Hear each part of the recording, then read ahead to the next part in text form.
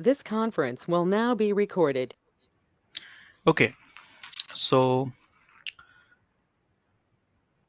today we are going to understand the Kubernetes, which includes what is Kubernetes architecture, how do we install it, and how do we work with pods and deployment and many more. So let's begin. So what is Kubernetes? So in order to understand the Kubernetes, we need to understand these four questions which we need to know, and that is where did it come from, what does it do, what does the name mean, and why do we have it. So yeah, is born in Google, and this got donated to CNCF in 2014. It's become open source. This product is written in Golang. Source code you can find on the GitHub, and then website we have kubernetes.io, Slack channels, meetups, groups, and things like that. So if you look at the origin of Kubernetes, you can say the DNA is matching with Bog and Omega. So now the question is, what is a Bog and Omega? So Bog and Omega is a proprietary platform on which Google runs its services. The one which you experience on daily basis, they runs on the Bog and Omega. Very limited knowledge we have in the market domain, I mean public domain. So that's there. But we can say like because Kubernetes also can do the something similar, okay, and but it's open source. In short, we can call it a KETS, and this has been taken from the one Greek word which is called Hellsman. So ultimately, yeah, it's born in Google, donated to CNCF, open source, Apache 2.0 license. First release has happened in July 2015 and many more. Next question is why Kubernetes? Okay, so why do we need it? So you have seen that Docker containers, right? So Docker containers, we have many challenges, and those challenges you start facing it when you start using a container for the production environment. So when you scale, let's say, see when you scale the virtual machines, so you need lots of other features also in order to run your production, right? So that is provided by AWS or Azure. But when you have a lots of container, when you want to run production on a container, then you need a lots of other feature, for example load balancing, discovery, DNS services, networking services, storage services, and many more. Actually we need it, and those we need it, which is lacking in the Docker. So yeah, when you want to scale the containers, which is a Docker or any other containers, you have a challenges in terms of scalability, and that is solved by somewhere Kubernetes. How? Let's understand this.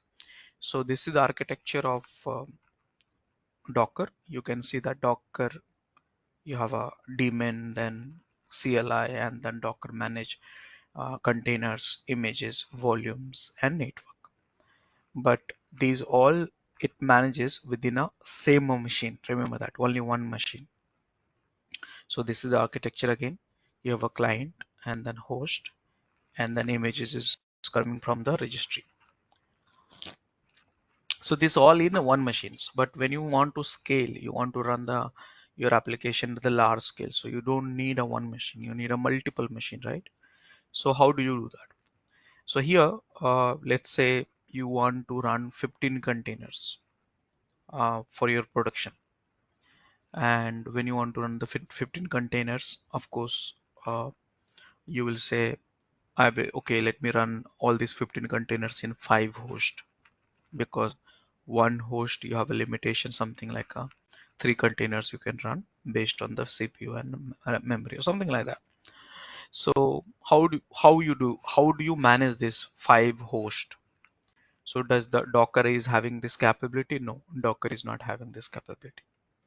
So the question is, who would manage multiple Docker host?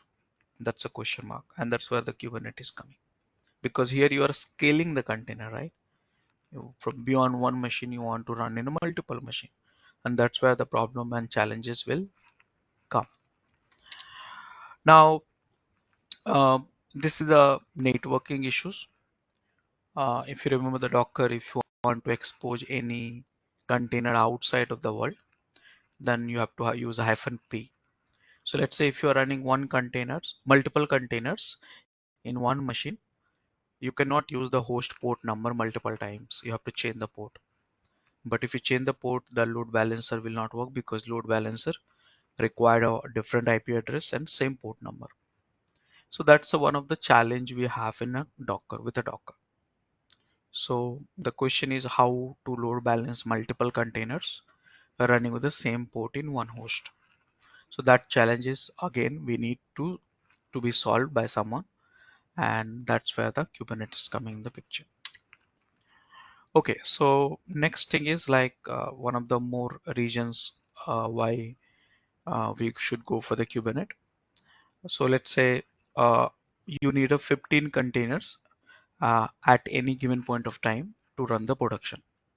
So let's say if the number of containers are down, your performance, because traffic will be same, right?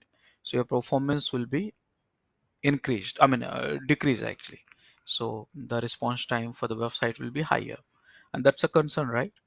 So we have a rule stating like, okay, let's run 15 container to maintain the traffic. But maybe some hardware issues, software issues, network issues, or application issues, out of 5 nodes, which is running 15 containers, 2 nodes are down. So the question is like now this is in off hour, so like where none of the employees is in office or something like that. So who will heal this? Who will automatically fix this? We need 15 containers at any time, but but 2 nodes is down. How to do auto healing? So who will provide? Docker is not having any such capability. So that is where you need a Kubernetes. Are you understanding all of you?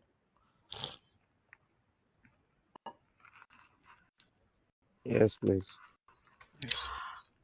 Okay, so these are the regions, some of the regions which we have for the uh, you to learn Kubernetes. You can say Docker is for the container for the desktop level. Kubernetes is for the container at the scalable model, large level. You want to run multiple hosts. That way, Kubernetes can do that. Also, um, the Docker versus Kubernetes is like a pets versus cattle. So in a Docker, what you do, you have a containers, and these containers you troubleshoot, you start, stop, all this thing you have done it already. So it's like anything goes wrong, you can troubleshoot. You can go inside a container, you can come out of it, you can see the logs, everything you do, just like a pet, you do that. But when you are on Kubernetes is like a cattle business owner.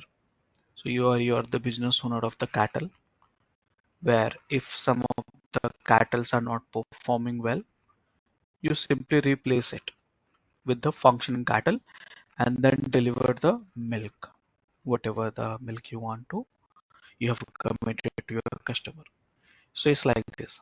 So you don't care about that whether 1 or 2 cattle is not performing. You think about the replacement. So same way, Kubernetes think about the replacement.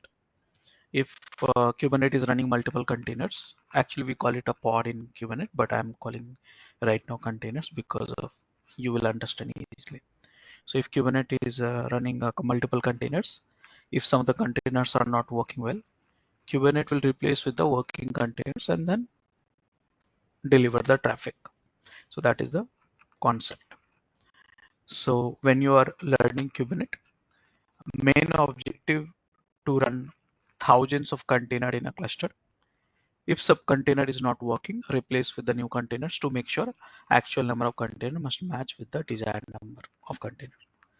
That means whatever the number of containers you ask Kubernetes, it's a job of Kubernetes to match that number. If some of the containers not working, they will make it. So auto healing functionality, we have it. So ultimately, what is a Kubernetes? So Kubernetes, we call it a container orchestrator. That means you run the container in the multiple server and Kubernetes will manage it. Kubernetes also do the workload placement. Work means container, okay? Workload means container, pod. So placement. So Kubernetes will decide which server, let's say you have a 10 machine in your cluster. So Kubernetes will decide which server we need to deploy the containers equally. So that is taken care by Kubernetes. Kubernetes also take care of the networking infrastructure abstraction, solving all the problems which we discuss in the Docker. And Kubernetes will help you to manage your desired state also. Kubernetes has a self-healing capabilities also. Okay. Automated rollbacks also Kubernetes has it. Auto scaling feature we have it. Load balancing features we have it. Actually, to be honest, so many features we have it. Slowly you will come to know. You're just starting the surface. So when you deploy the application in Kubernetes, it's very fast. Okay, you can uh, patch that thousands of applications within a seconds. You can roll back thousands of applications containers within a seconds, and all the complexity is hidden behind the cluster. Apart from that, it has a few other features also, like it is a not only container orchestrator, it is a storage orchestrator also. Okay. Service discovery, load balancing, secret management, we have it, and many more features we have it. Okay, so this is something which we have a Kubernetes. So now what we have understood, what is Kubernetes, and then why we have a Kubernetes. Any questions?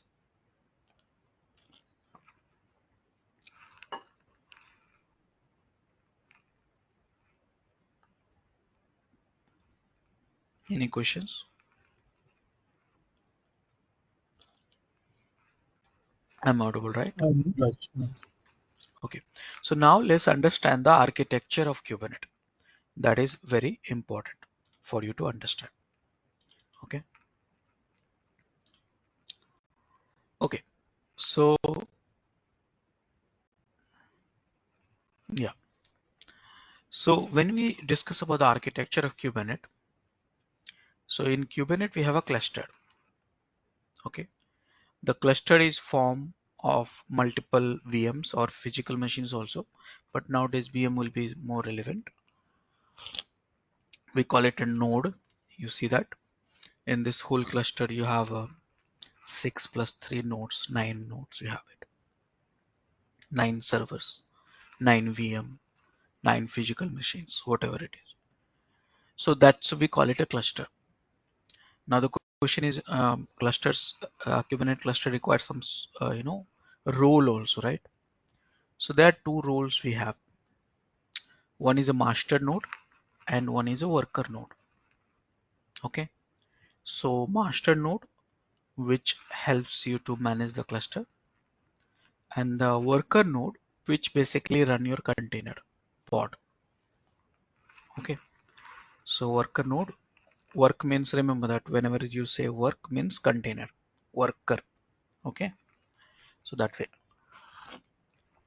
So worker node and master node. Now master node, because it's manage the cluster, entire clusters, master node receive the instruction from the outside, means you send that connection to outside. So that's where the package will come, the deployment package will be given. Okay, so that is something which we have. Okay, now here this is in charge, master is in charge, and the worker node who's doing the work. Work means, always remember the container. So when you talk about the architecture, you have a cluster, master node, worker node, and then you have a package which you write a package outside, deploy to the master, deploy to all the worker, depends on that. Now if you look at this worker node, you have a one pod. So uh, actually in Kubernetes, we deploy the pod, but what is a pod we'll discuss in some time. But inside the pod, if you see that it's a container. So in a simple way, if I say in a Kubernetes, we deploy the container in a pod format. Okay, simple way. Container which is same as you have seen with the Docker, but here the deployment, container will be from the container D. Okay, so this is something we have it.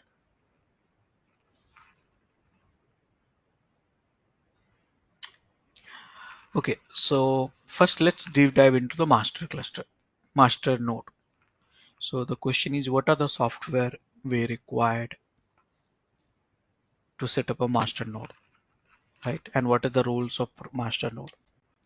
So if you see that master node always has to be Linux 64-bit. It can be any flavors as such, no problem, but it has to be Linux. The node, worker node can be in Windows and Linux. So most of the time we use Windows only, sorry, Linux only, but it can be Windows 2019 plus also. It is possible. So we have a master node, we have a four software, which you can see on the screen. I'll discuss about this four software in some time. So because master is very crucial for your clusters, okay, uh, very crucial to the cluster. So because it manages your entire cluster. So if master is down, then there is a problem, right? Entire clusters will be down. So how do we solve that problem? So that is where the concept is coming, multi-master HA. Means instead of having one master in the production, create a three masters.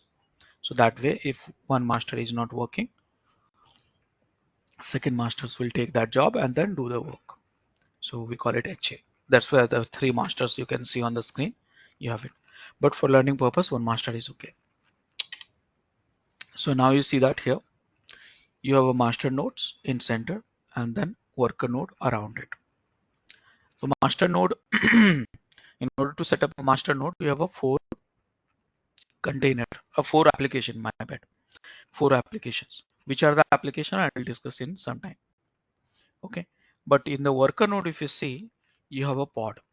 Remember, what is a pod? I have not discussed so far in detail, but you have to take the statement for time being.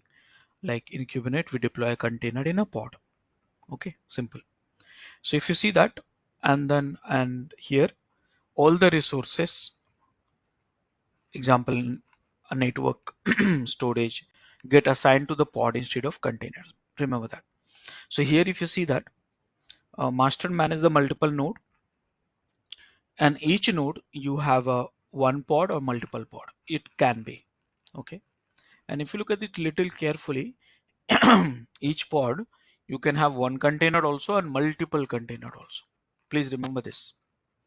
So master will have a multiple node, and each node you have a pod. You may have a one pod or multiple pod, and each pod you have a one container or multiple container. So this is the way we can deploy. Are you understanding, all of you? One question. I do. I just have one question. Like you said, inside a pod there can be multiple containers, right? So this so it will the pod will have all those container informations in there, Yeah. or like how it will work out. So if I want to simplify, pod is nothing but a grouping of containers. Okay, Okay. that's all. Pod is a it's a see, I'll tell you little bit more, though I have a session for the pod again on that. But pod is nothing but it's not a physical resources. Container is a physical resources. Physical resources means container will consume CPU, container will consume RAM, memory, container will consume storage, right? But pod will not consume anything. So what is pod? So pod is just a logical entity to group the containers. That's all. And how does this master node communicate with the worker node? Like, So that's a four component you see in this master that we have to discuss actually. So okay, those okay, are involved in it actually. Okay, so this is the architecture level. So like this. So now the question is, we have understood that we have a cluster, then we have a master, then we have worker, then inside the worker we have a pod, inside the pod we have a container. So all these things we understand. But what are the components? What are the software we need to set up for the masters? So primarily we need to set up a four software. Okay, four software. API server. Okay. Second one is first one is API server. Second one is which you see on top. It's a etc database. We call it cluster store. So there's API server, database, and there's tool utility. You have controller, manager, and scheduler. Four software. So API server is basically is like front end to the cluster. Front end means uh, anything you want to send. I repeat, anything you want to send to the cluster from outside means you will request cluster a Kubernetes, or within a cluster itself any communications happen. This is the guy. Okay, everything goes through API server. Okay, so that's the reason you see all internal component arrow is talking to API server, but you will also talk to API server only. Okay, so it's like a, you can say, main gate for the building, reception you can say. Without crossing the reception you cannot go inside a building, or without crossing the reception you cannot come out of the building. Understood? so it means like it will help us to communicate with different components, this API server. Yes, API server is the only one location which communicates and transfer the communication to here to there to here. Okay. Okay, so we call it a front end to the control plane, and this API server is RESTful APIs, and you have to send the request. It's consume basically JSON format. Okay, And it so that resides in the master node, is it? master node, yeah, master node, one application which is running, which is called API server. Okay. Okay, second component, second application which you need to set up is cluster store. Cluster store is nothing but a one database which is powered by etcd. Etcd is like one of the open source database by the CNCF, and etcd itself has everything stored about the cluster. So it's called it persistent storage cluster, right? A persistent storage, that means anything which you have in the cluster, Kubernetes cluster, is stored in the etcd. It can store the cluster state and configuration. Now etcd itself is a distributed, consistent, watchable, and it is a source of truth for the cluster. That means if it is there in the cluster, it has to be there in etcd, and the only backup plan you have to make it for this one in the cluster. So that's, you can say, database part of it, powered by etcd. Third one is a controller manager. So Sorry, controller, just one question. One question. yeah, What is that persistent volume? What does that mean? Storage, persist persistent storage. Okay. persistent storage is a concept. Persist, see, there is a two kind of storage, ephemeral and persistent.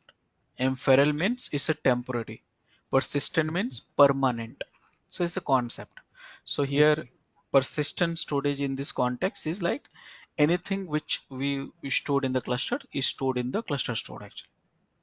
This is the Okay. permanent storage. Okay. Okay. And where does this reside? This cluster store?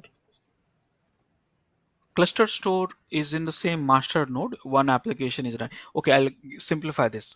Do you know MySQL, correct? Yes. Yes. MySQL is a database. So similar way, etcd is also one database. Okay. Okay. So etcd is also one database. The only difference is The MySQL is a RDBMS based database, relational database, but Okay. etcd is based on the key and value, just like a similar to MongoDB or something like that. Sure, sure. Okay. Okay, so that's a storage for the cluster. Third software which you need to run in the master is a controller manager. So controller manager you can think of is like a monitoring tool for clusters. It can monitor everything. We call it a controller though, but in if you want to simplify it, you can say it's like a monitoring, multiple monitoring tools. It keep monitoring many things actually. Example, nodes are up and all, endpoints, namespace, and a hell lot of things.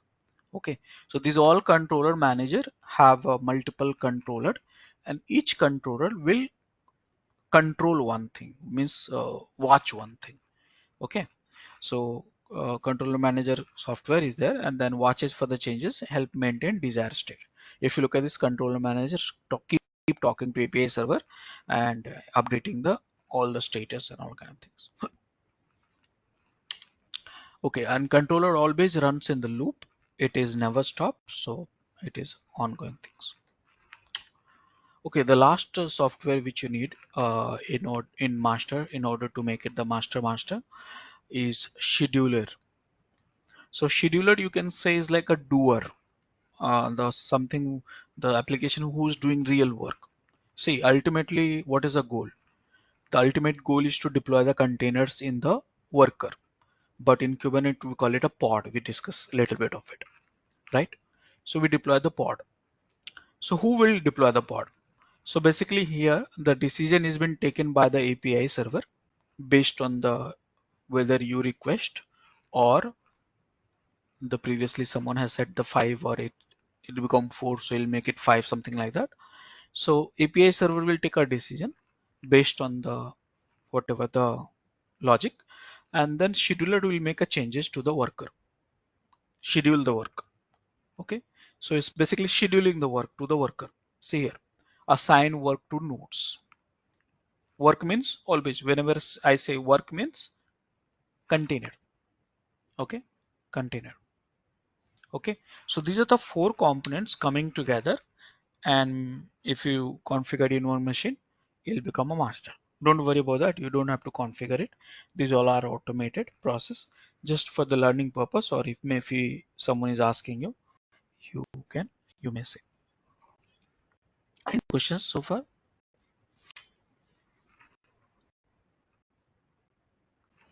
No. Okay, so this is something which we have. Now let's look at the broader picture of it. So here you have a master server which has a 4 software, and then look at this worker server, worker node. We have a pod. Inside the pod, you have a container. Now, how can you send your desire to cluster? So the bottom section which you see is your laptop. And if you look at this little bit carefully, in a laptop, you have one utility which is called kubectl. That means if you want to interact with the Kubernetes cluster, you have to interact with API server. And in order to interact with API server, you need a kubectl. It's a client, you can say. So client need to be installed and configured in your laptop, and then you prepare your desire, which is in JSON file or YAML also. But see, YAML or JSON, but API server always consume the JSON. So conversion automatically happen, and then that is what it's been done. So this is the overall architecture of the Kubernetes. So always remember the workstation, you have to install the kubectl. Now the question is, what we have in the worker node? How can we make the worker? So in the worker, you have to primarily install 3 applications. Okay, in the worker server, 3 applications. Which are the applications? So the first application you have to install is kubelet. You can call this as an agent. This agent will run, so that node is a part of the cluster. If it is not running, it's not a part of the cluster. So basically kubelet is an agent which is making the worker as part of the cluster. Not only it's doing the agent work, but also it receive the communication from the master and do the work. So if you see that here it says kubelet is a one utility, the main Kubernetes agent, registered node with the cluster. Okay, keep watching the API server, and then if request received, it instantiate a pod and again report back to the master. And this agent is running on the port number 10255. Okay, so that means this agent is very important in a cluster in order to make the cluster. Now containers will come from where? So containers will come from the container engine. Nowadays we have a multiple container engine. One of the popular one which you learn is Docker. But in Kubernetes now you have a container D. Okay, container D. But here the beauty of the Kubernetes is like you can have any container engine like Docker, container D, Rocket, Cryo, and many options you have in the market right now. But most popular is Docker. But Kubernetes officially supports from last couple of months, I think year, is container D. Okay, so remember that. So here you have a container engine, which is a Docker or container D, whatever it is. And then third software which you required in the node is proxy. This software basically helps assigning IP address to the pod. Yes, please remember. In Kubernetes, remember Docker, each container used to get the IP address, if you remember. But in Kubernetes, the pods gets IP address. That means if the pod has an IP address and if the pod has a 2 or 3 containers, all 3 containers will have a same IP address. So that's a grouping, resource level grouping. So remember that. Container networking. So this basically solves all the container issues, container networking issues, and so on. Are you understanding, all of you?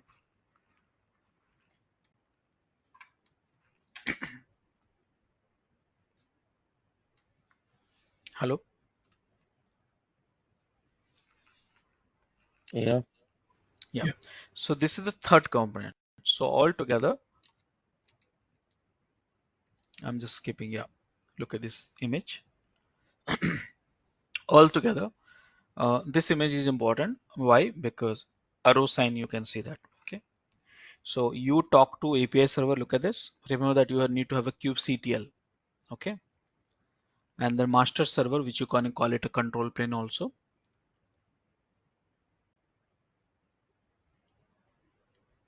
Okay. And then you have API server, etcd, controller manager, and schedule. Look at the arrow which communicate with what. And the worker server, you worker node to the bottom section. You have a kubeproxy, which get the IP address from the API server, update the IP table containers, and kubelet, which is agent, which again talks to the Docker or something to create a container and so on. And that is the overall architecture of it. Understood?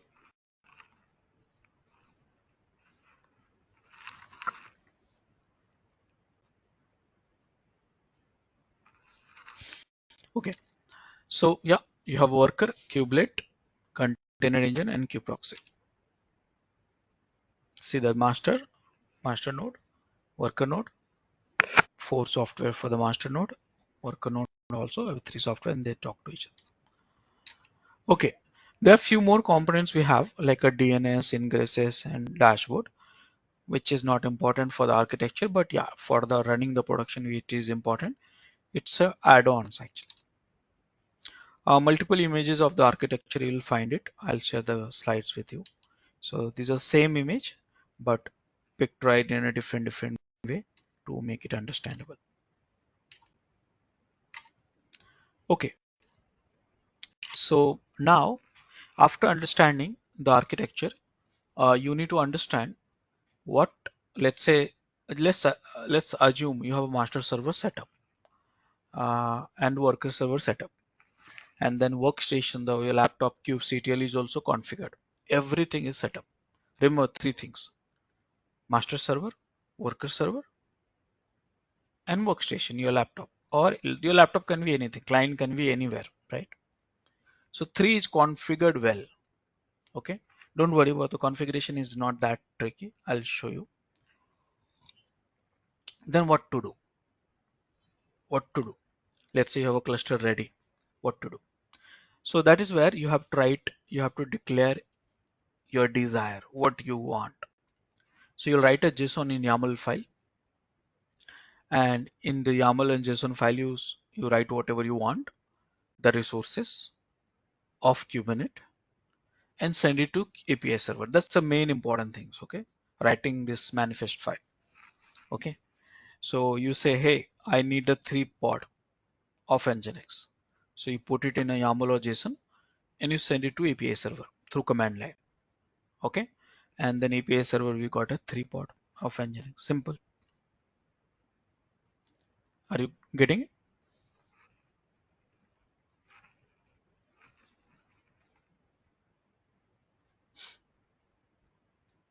Hello?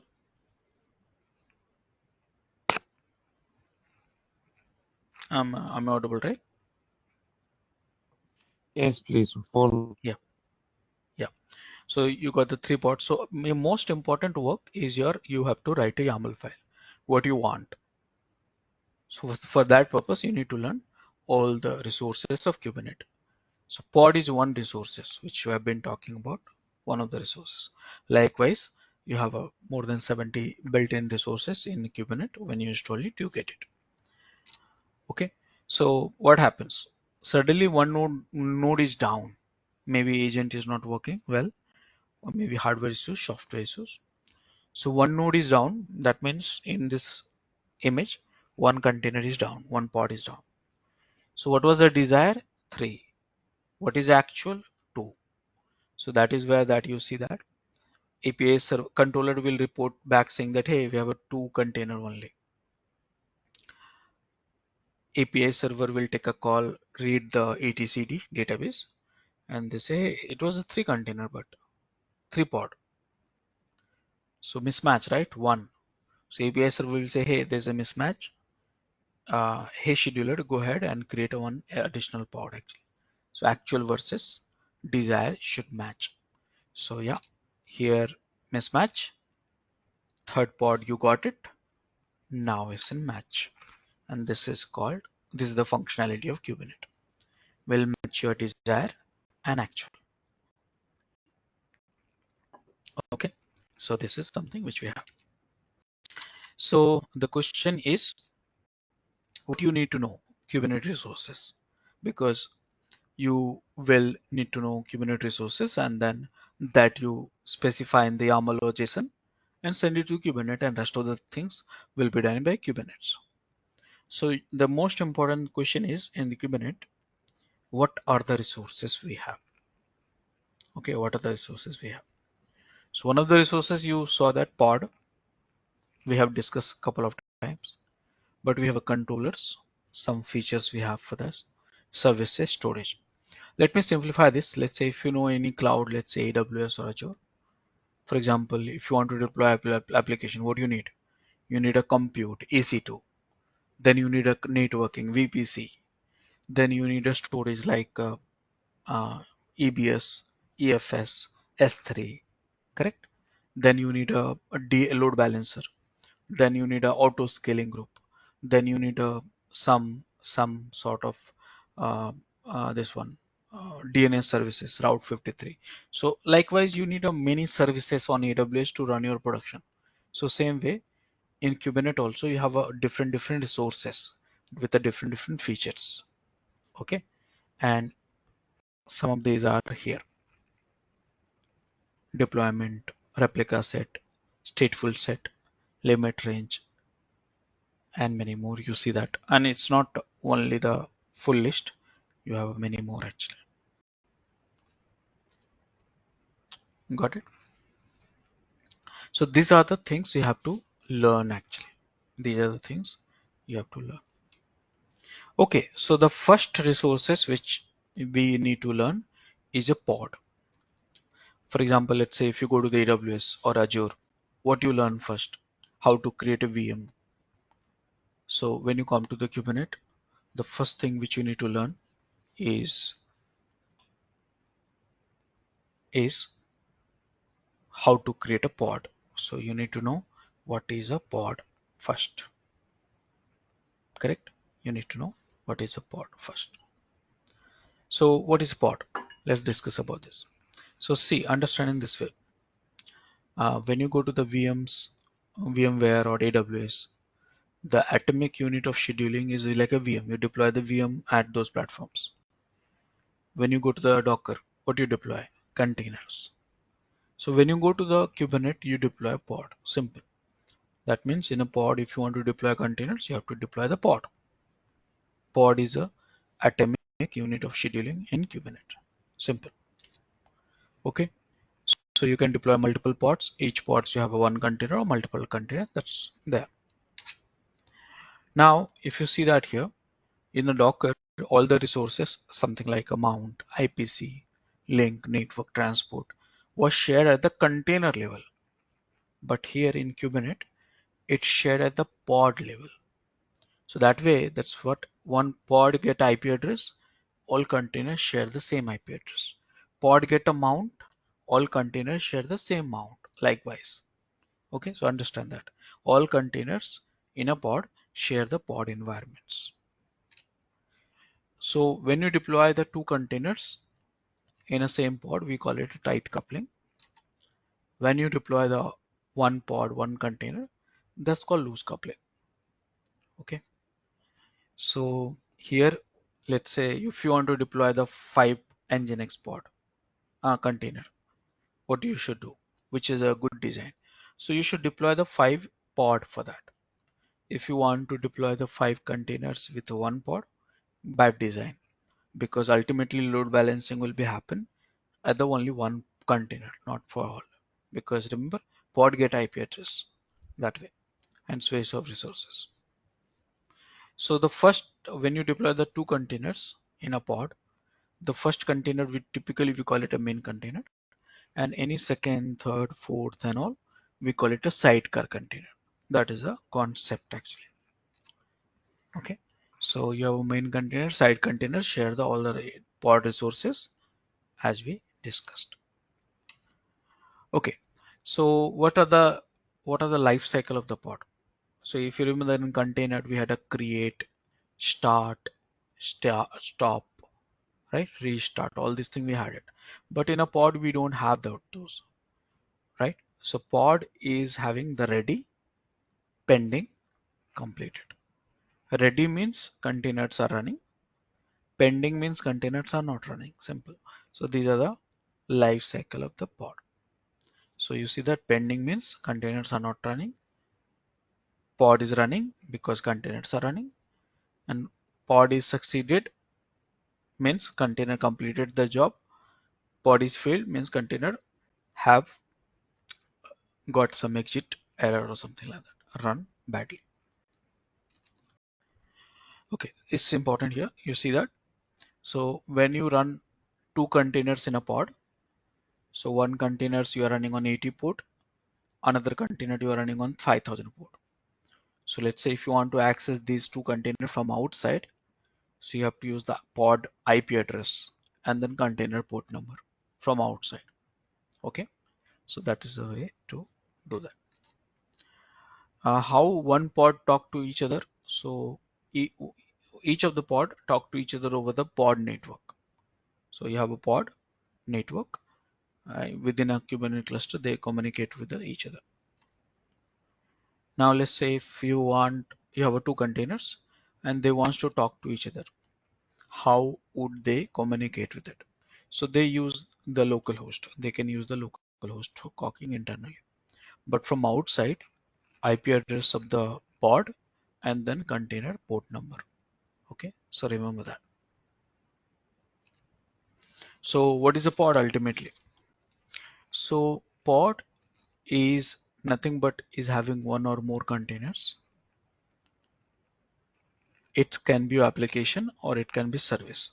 Now in Kubernetes, whenever I call it a service, okay, So let's hardcode this. Service means load balancing in Kubernetes. Simple way I'm putting up. Okay. Service, whenever you hear the Kubernetes service is equal to Kubernetes load balancer of pod. Okay. Just like that. So service means, remember that. So pod is a most basic unit of work in Kubernetes, unit of scheduling. Pods are inferior. Means if you say, Rajesh, I need a same pod. If it is gone, means if it's succeeded and failed or delete, gone, then you cannot get the same pod. You can get the similar pod. Remember that. So no pod is ever redeployed. Gone is gone. Cattle business. Remember that. Atomicity, they are there or not. The job of Kubernetes is to run the pod, and inside the pod you have container has the application, whatever it is. And job of the Kubernetes to maintain the state of the pod, health, and make sure it's up and running with the fullest mode, probes and all kind of things. So that is a pod. So now you understood what is pod, all of you?